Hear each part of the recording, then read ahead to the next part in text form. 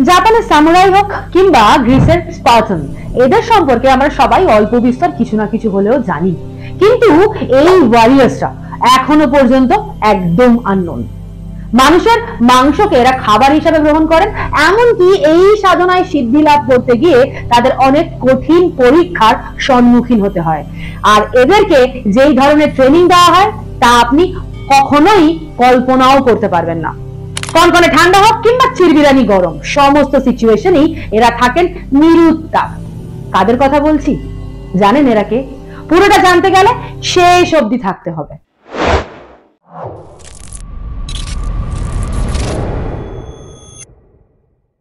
যেমন গ্রিসের শ্রেষ্ঠ যোদ্ধাদের স্পার্টান বলা হয়, জাপানের সবচেয়ে ডিসিপ্লিনড এবং মোস্ট ক্রিয়েটিভ যোদ্ধারা হলেন samurai.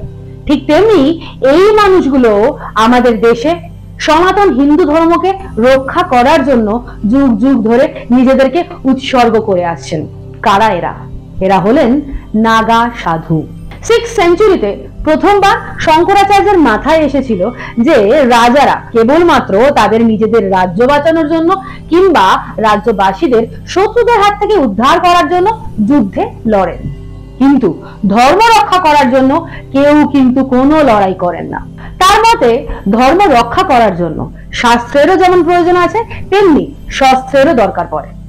And out of this realization সর্বপ্রথম শঙ্করাচার্য কতগুলো সন্ন্যাসীদের নিয়ে একটি দল তৈরি করেছিলেন, যেই সন্ন্যাসীদের আজকের দিনে আমরা নাগা সাধু বলে জানি। মোস্ট অফ দ্য টাইম আপনি যখন কোনো নাগা সাধুদের দেখেন তখন আমাদের সকলের মনেই একটা কেমন ভয়ের উদ্রেক হয়, মানে এই ধরুন আমরা একটা ইরি ফিল করি। তার কারণ তাদের শরীর ছাই ভস্যে মাখা থাকে, মাথায় থাকে জটা ভর্তি বড় বড় চুল, এবং স্বাভাবিকভাবেই তাদের দেখতে অপরিষ্কার অপরিচ্ছন্ন লাগে। এছাড়াও তাদের গলায় থাকে রুদ্রাক্ষের মালা, হাতে থাকে ত্রিশূল এবং শরীরে কাপড় অর্থাৎ বস্ত্র থাকে না বললেই চলে। এটা জানেন তো কেবলমাত্র আমাদের অজ্ঞানতা, তাই জন্যই আমরা এদেরকে দেখে ভয় পাই। আসলে আমরা নাগা সাধুদের সম্পর্কে কিছু জানি না বললেই চলে। এই নাগা সাধুরা হলেন শিবের দাস, অর্থাৎ they are nothing but the servant of Lord Shiva। ধর্ম রক্ষা করার জন্য এরা কিন্তু সব সময় লড়াই করতে প্রস্তুত। এই নাগা সাধু হওয়া কিন্তু চারটিখানি কথা নয়।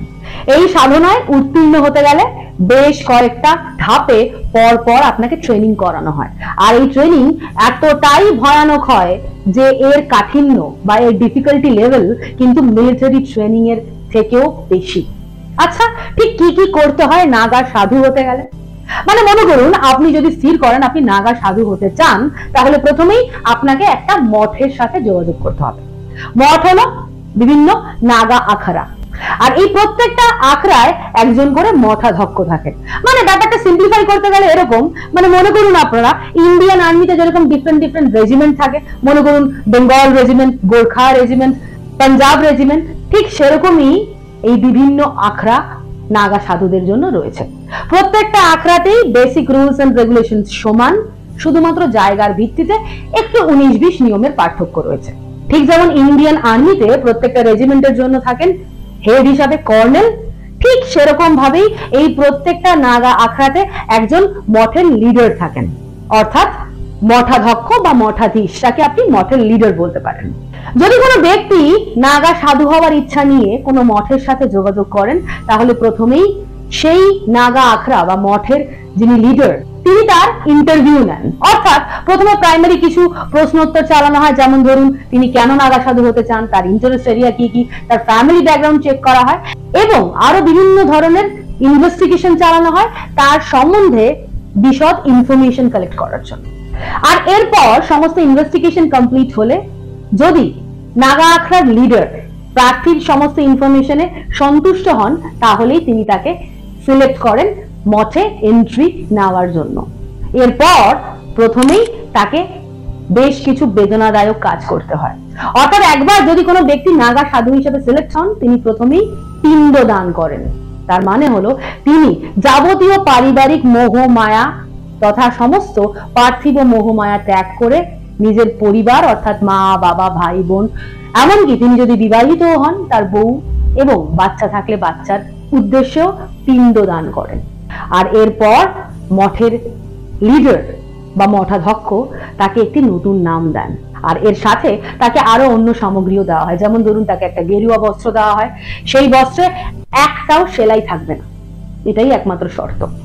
ত্রিশূল, রুদ্রাক্ষের মালা এবং একটা ঝোলা দেওয়া হয়। এরপর শুরু হয় তাদের অ্যাকচুয়াল ট্রেনিং, আর এই ট্রেনিং এর ডিফিকাল্টি লেভেল কিন্তু এনএসজি কমান্ডারদের যে ট্রেনিং দেওয়া হয় তার থেকেও মারাত্মক কঠিন। অতীতে এমন বহু ঘটনা শোনা গেছে যেখানে এই নাগা সাধুরা এই ধরনের ট্রেনিং নিতে গিয়ে বেশ কিছু সাধু মারা গিয়েছিলেন, অথবা কেউ এই ট্রেনিং এর ডিফিকাল্টি লেভেলে এতটাই ভয় পেয়ে গিয়েছিলেন যে তারা সেই ট্রেনিং ছেড়ে চলে এসেছিলেন। আপনারা লক্ষ্য করে দেখবেন যে এই নাগা সাধু বা সন্ন্যাসিনীদের কিন্তু কোনো লোকালয়, মনে করুন দিল্লি, মুম্বাই, কলকাতা কোনো লোকালয়ে, লোকবহুল জনবহুল এরিয়ায় আপনারা সচরাচর দেখতে পাবেন না, কারণ তারা লুকিয়ে থাকেন। তাদের সাধনার মূল উদ্দেশ্য হলো গোপনে সাধনা চালিয়ে যাওয়া। তারা একদম চানই না কোনোভাবে যে আপনি তাদের সম্পর্কে কোনো কিছু জানুন। এই সাধনায় উত্তীর্ণ হতে গেলে নাগা সাধুদের বেশ কয়েকটা কঠিন পরীক্ষা দিতে হয়, পরপর কয়েকটা ধাপ পেরোতে হয়। এই ধাপগুলো হলো তাহিকত, মহাপুরুষ, অবধূত, লিঙ্গভঙ্গ বা লিঙ্গভঙ্গ এবং টাংতোর। প্রথম স্টেজ তাহিকত।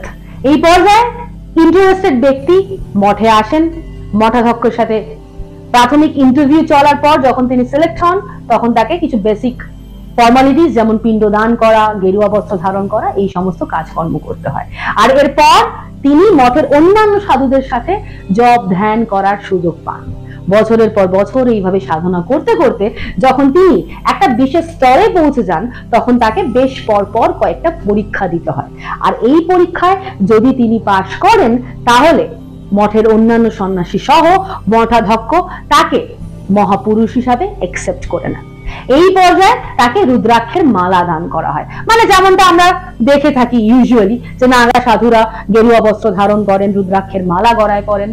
তৃতীয় স্তর হলো অবধূত, অর্থাৎ এই পর্যায়ে নাগা সন্ন্যাসী বা সন্ন্যাসিনী নিজের মাথা সম্পূর্ণ ন্যাড়া করে ফেলেন, অর্থাৎ তাদের মাথায় আর কোনো চুল থাকবে না। আর এর সাথে সাথে তাকে তার নিজের উদ্দেশ্যে পিণ্ডদানও করতে হয়।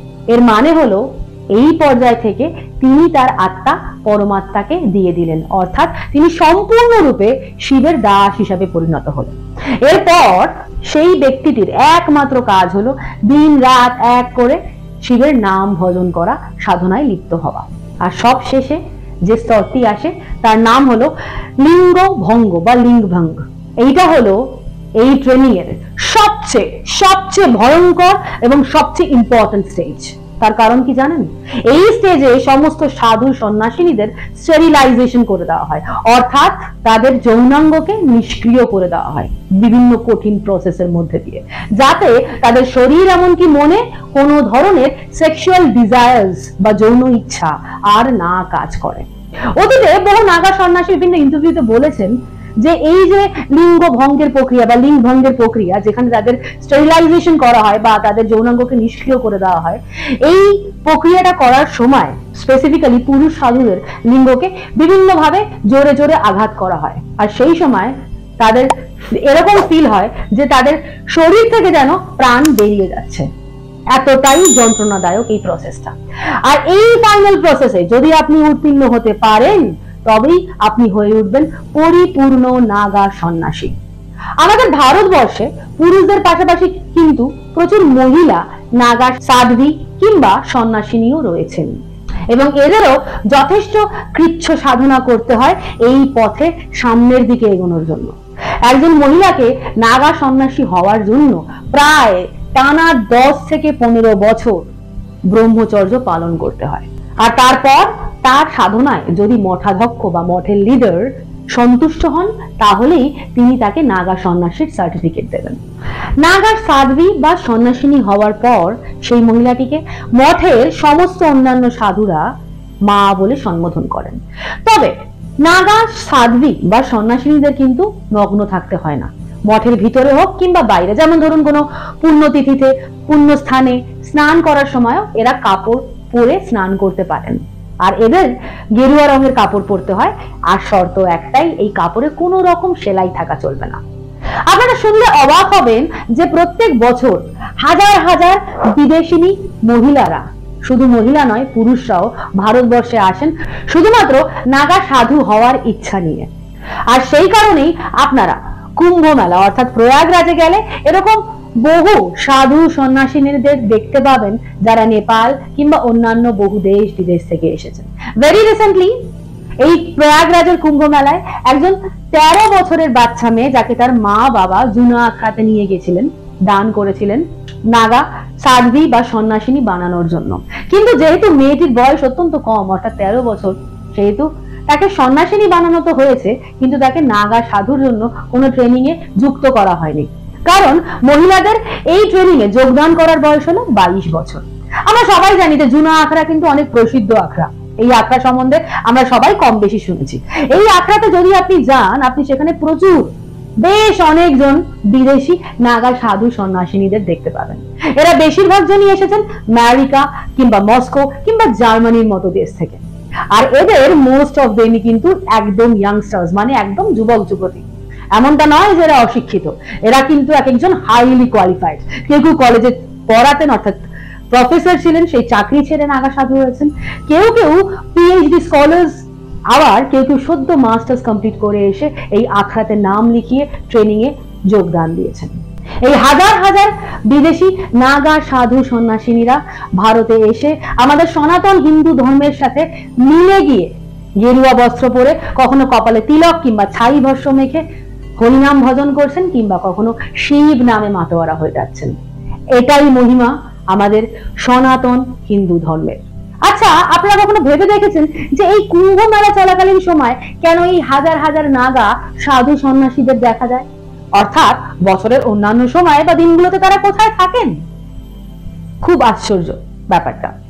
বছরের অন্যান্য সময় এই নাগা সাধু বা সন্ন্যাসীরা গভীর জঙ্গলে কিংবা পাহাড়ের গুহা, যেটাকে বলা হয় কন্দার, সেখানে জপ ধ্যানে মগ্ন থাকেন। বাসস্থানের উপর ভিত্তি করে এই নাগা সাধু বা সন্ন্যাসিনীদের বিভিন্ন ধরনের নাম দেওয়া হয়। যেমন ধরুন, যে সমস্ত সাধ্বী বা সন্ন্যাসিনীরা পাহাড়ের গুহায় বহু বছর কিংবা মাসের পর মাস জপ ধ্যান করে সাধনায় মগ্ন রয়েছেন, তাদেরকে বলা হয় পর্বতগিরি। যারা জপ ধ্যান চালাচ্ছেন নগরে বসে, তাদেরকে বলা হয় নগরী। আর যারা জপ ধ্যান চালাচ্ছেন জঙ্গলের ভিতরে বসে, তাদেরকে বলা হয় অনন্য। এরা বছরের পর বছর, মাসের পর মাস জঙ্গল, গুহা কিংবা আখড়ায় বসে ধ্যানে মগ্ন হয়ে যান, নিজেকে মিলিয়ে দেন সেই পরমাত্মার সাথে। এমনও দিন যায় যে মাসের পর মাস এরা কোনো রকম খাবার না গ্রহণ করে শুধুমাত্র জপ ধ্যান চালিয়ে যান। ট্রেনিং চলাকালীন সময় ইনিশিয়াল ডেজে যখন এই সাধু বা সন্ন্যাসিনীরা আখড়ায় থাকেন, তখন তাদেরকে স্ট্রিক্ট নিয়ম ফলো করতে হয়। যেমন ধরুন, বেসিক্যালি সব নাগা সাধু সন্ন্যাসীদেরই এক নিয়ম, অর্থাৎ এরা কখনো কোনো সময় কোনো গদির ওপর শুতে পারবেন না কিংবা কোনো গদিতে বসতে পারবেন না। শুতে এবং বসতে গেলে এদেরকে মাটির ওপরেই বসতে হবে অথবা শুতে হবে। এমনকি ট্রেনিং এর ইনিশিয়াল ডেজ গুলোতে এদেরকে 7টা বাড়ি থেকে ভিক্ষা করে এনে নিজের খাবার জোগাড় করতে হয়। খাবার হিসাবে আপনি এদেরকে যাই দেন না কেন, তরকারি, শাকসবজি, ফলমূল, মাছ, মাংস, এমনকি আপনার এঁঠো খাবারও যদি আপনি এদেরকে দেন, তাহলে সেটাকেও তারা প্রসাদ হিসাবে গ্রহণ করেন। আনফর্চুনেটলি কোনোদিন যদি এমন হয় যে এরা 7টা বাড়ি থেকে ভিক্ষা পেলেন না, সেদিন কিন্তু এদের অভুক্ত হয়েই ঘুমিয়ে পড়তে হয়। আপনাদের আগেই বলেছি যে এদেরকে যে ট্রেনিং দেওয়া হয় সেটা এনএসজি কমান্ডারদের ট্রেনিং এর থেকেও অনেক ভয়ঙ্কর। আর সেই কারণেই আপনি এদেরকে কনকনে ঠান্ডা কিংবা চিরচিরে গরম যে কোনো পরিবেশেই বসিয়ে রাখেন না কেন, এরা কিন্তু সব রকম পরিবেশেই নিরুত্তাপ। আর যেহেতু এই সাধু সন্ন্যাসীদেরকে স্টেরিলাইজেশন প্রক্রিয়া অর্থাৎ যৌনাঙ্গ নিষ্ক্রিয়করণের প্রক্রিয়ার মধ্যে দিয়ে যেতে হয়, তাই এদের শরীরে থাকে হাই এনার্জি। অর্থাৎ আপনি যদি কখনো কোনো সময় এই নাগা সাধু বা সন্ন্যাসিনীদের সাহচর্যে আসেন, তাদের সাথে কোনো কমিউনিকেশন করেন, আপনি লক্ষ্য করবেন যে এদের এনার্জি লেভেল একটা অন্য লেভেলে থাকে। যারা সবসময় ভীষণ হাইলি এক্সাইটেড, যেটা তাদের কথাবার্তা অ্যাটিটিউডের মধ্যে দিয়ে প্রকাশ পায়। অর্থাৎ কখনো এরা হুট করে রেগে যান, কখনো এদের চোখ অনেক লাল হয়ে যায়, আবার কখনো এরা হঠাৎ করে অনেক জোরে হাসতে শুরু করে দেন। এভাবেই এদের এই হাই এনার্জির রিফ্লেকশন ঘটে। এই কুম্ভ মেলা যেটা কিনা প্রয়াগরাজে চলছে, এই কুম্ভ মেলা হলো নাগা সন্ন্যাসীদের জন্য রিপাবলিক ডে। কেন এমনটা বলছি জানেন? তার কারণ হলো প্রত্যেক বছর আমরা সবাই দেখি 26 জানুয়ারি অর্থাৎ প্রজাতন্ত্র দিবসের দিন ইন্ডিয়ান আর্মির সমস্ত সোলজার্সরা একত্রিত হয়ে নিজেদের শক্তি প্রদর্শন করেন। এর মাধ্যমে তারা জানান দেন যে তারা এখনো আছেন, তারা আছেন বলেই আমাদের বর্ডার্স সুরক্ষিত আছে, আমরা সেফ আছি। ঠিক সেভাবেই এই কুম্ভ মেলার সময় আমরা দেখি হাজার হাজার দলে দলে নাগা সাধু সন্ন্যাসিনীরা একত্রিত হন।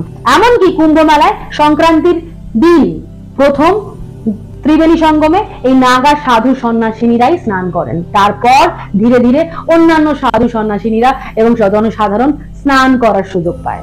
প্রত্যেক কুম্ভ মেলায় এই হাজার হাজার নাগা সাধু সন্ন্যাসিনীর উপস্থিতি আমাদের এটাই জানান দেয় যে তারা এখনো রয়েছেন আমাদের এই ভূভারতে। হিন্দু ধর্মকে রক্ষা করার জন্য তারা সর্বদাই প্রস্তুত। যখনই আমাদের ধর্মের কোনো অবমাননা কিংবা অপমান হবে তারা সংঘবদ্ধ হয়ে এগিয়ে আসবেন। তারাই আমাদের ধর্মের প্রধান আর্মড ফোর্স। যুগে যুগে বেঁচে থাকুক এই সাধু সন্ন্যাসীদের দল। ভারতের সনাতন হিন্দু ধর্ম আরো এগিয়ে যাক। ভারতের এই সনাতন হিন্দু ধর্ম আমাদের সবার জীবনে অনেক বেশি করে আলো বয়ে নিয়ে আসুক। হাজার হাজার মানুষ হিন্দু ধর্মের মহিমার গুণগান করুক। আর এইভাবেই বেঁচে থাকুক আমাদের কুম্ভ মেলা, নাগা সাধু সন্ন্যাসী এবং সমস্ত মহান মুনি ঋষিরা। আপনারা জানাবেন আজকের এপিসোড আপনাদের কেমন লাগলো। নাগা সাধু বা সন্ন্যাসিনীদের সাথে যদি আপনাদের কোনো রকম কোনো অভিজ্ঞতা থেকে থাকে আমার সাথে কিন্তু ভাগ করে নিতে একদম ভুলবেন না। আমাদেরকে সাপোর্ট করার জন্য আমাদের চ্যানেলটাকে একবার সাবস্ক্রাইব করবেন, বেল নোটিফিকেশনটা প্রেস করে দেবেন যাতে সবার আগে আপনি নোটিফিকেশন পেয়ে যান। আবার দেখা হবে নতুন কোনো এপিসোড নিয়ে। আপনারা সকলে অনেক ভালো থাকবেন।